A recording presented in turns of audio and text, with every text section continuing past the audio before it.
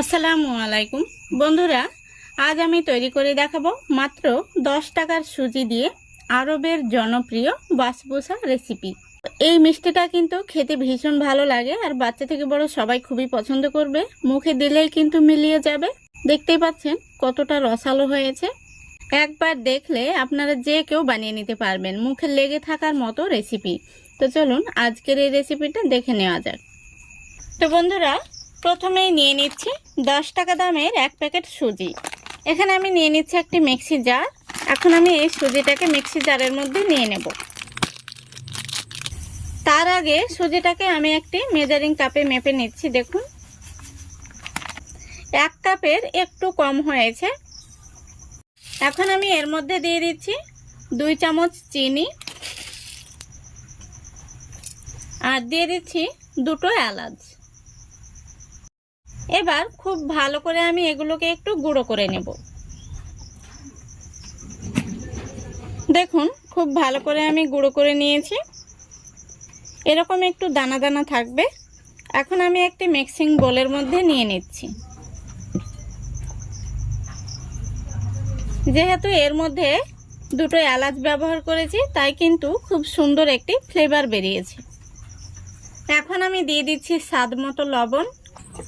লবণটা দিয়ে একটু মিশিয়ে নিয়েছি।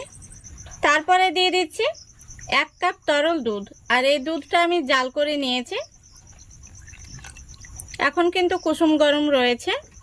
তো বন্ধুরা, 1 কাপ সুজির জন্য 1 কাপ দুধই যথেষ্ট। এখন আমি একটি হ্যান্ড উইচ দিয়ে খুব ভালো করে মিশিয়ে নেব। দেখুন, খুব ভালো করে মিশিয়ে নিয়েছি। এখন আমি হ্যান্ড উইচটা তুলে নিচ্ছি। এবার আমি একটি থালা দিয়ে খুব সুন্দর করে ঢাকা দিয়ে রেখে দেব 5 মিনিটের জন্য। যেহেতু সুজিটা একটু ভিজতে সময় লাগবে, তো 5 মিনিট পর ফিরে আসছি। দেখুন বন্ধুরা, 5 মিনিট হয়ে গেছে। এখন আমি আপনাদের দেখিয়ে দিচ্ছি। দেখুন, সুজিটা কতটা ঘন হয়ে গেছে। এবার এর মধ্যে দিয়ে দিচ্ছি 1 চামচ বেকিং পাউডার আর দিয়ে দিচ্ছি হাফ চামচের অর্ধেক বেকিং সোডা। সেই সাথে দিয়ে দিচ্ছি 1 চা চামচ পাতিলেবুর রস। এতে করে সুন্দরভাবে কিন্তু বেকিং পাউডারটা অ্যাক্টিভ হয়ে যাবে। এবার হ্যান্ড উইচ দিয়ে খুব ভালো করে মিশিয়ে নেব।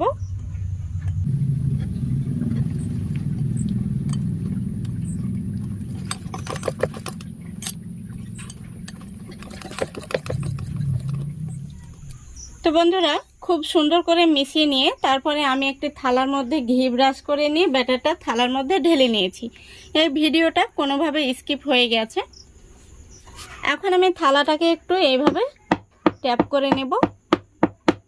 এইভাবে ট্যাপ করে নিলে ভেতরে বাতাস থাকলে বাতাসটা বেরিয়ে যাবে। এদিকে দেখুন, গ্যাসের উপর আমি একটি কড়াই বসিয়ে দিয়েছি। এখন আমি কড়াইয়ের মধ্যে দিয়ে দিচ্ছি একটি স্ট্যান্ড। এবার এই স্ট্যান্ডের মধ্যে আমি এই ব্যাটারের থালাটা দিয়ে দেব।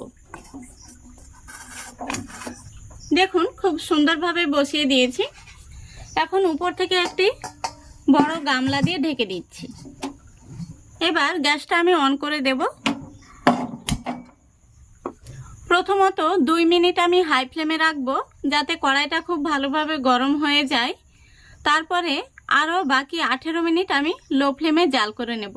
তো পুরো 20 মিনিট আমি জাল করে নেব, তারপরে ফিরে আসছি। দেখুন বন্ধুরা, পুরো 20 মিনিট হয়ে গেছে। এখন আমি গামলাটা তুলে দেখে নেব কেমন হয়েছে। দেখুন, খুব সুন্দরভাবে হয়ে গেছে। এখন আমি একটি কাঠি নিয়েছি। এই দেখুন, কাঠিটা কিন্তু একদম পরিষ্কার বেরিয়েছে। গ্যাসটা আমি অফ করে দিয়েছি। এখন আমি থালাটা নামিয়ে নেব। কেকটা ওদিকে ঠান্ডা হতে থাক। এখন আমি আবারও একটি ফ্রাই প্যান বসিয়ে দিয়েছি। তারপরে দিয়ে দিচ্ছি 1 কাপ চিনি। যতটা চিনি দিয়েছি ঠিক ততটাই দিয়ে দিচ্ছি জল, আর দিয়ে দিচ্ছি একটি এলাচ। এবার একটি শিরা তৈরি করে নেব। এখানে কিন্তু শিরাটা 1 তার কিংবা 2 তারের কোনো প্রয়োজন নেই, চিনিটা গলে গেলেই হবে। দেখুন, চিনিটা পুরোপুরি গলে গেছে আর আমাদের শিরাটাও কিন্তু একদম রেডি হয়ে গেছে।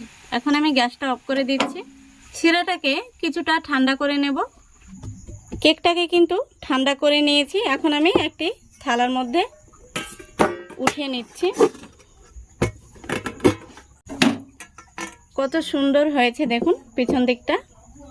এখন আমি একটি কাঠি নিয়েছি, কাঠি দিয়ে এইভাবে ছোট ছোট ছিদ্র করে নেব।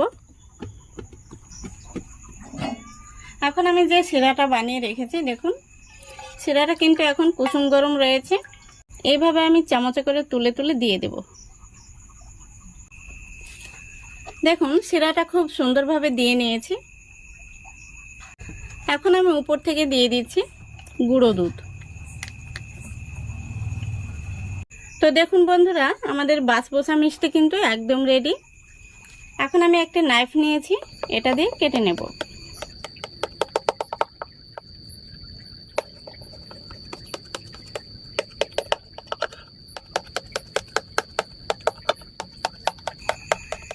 দেখুন বন্ধুরা, সম্পূর্ণ মিষ্টিটা আমি কেটে নিয়েছি। আর দেখতে কত সুন্দর হয়েছে, কতটা রসালো হয়েছে দেখুন, একদম নরম তুলতুলে। আশা করছি আজকের এই রেসিপিটা আপনাদের ভালো লেগেছে। যদি ভালো লেগে থাকে অবশ্যই লাইক কমেন্ট শেয়ার করবেন এবং চ্যানেলটিকে সাবস্ক্রাইব করে আমার পাশে থাকবেন। আজকের মতো এখানেই বিদায় নিচ্ছি। সবাই ভালো থাকবেন, সুস্থ থাকবেন। খোদা হাফেজ।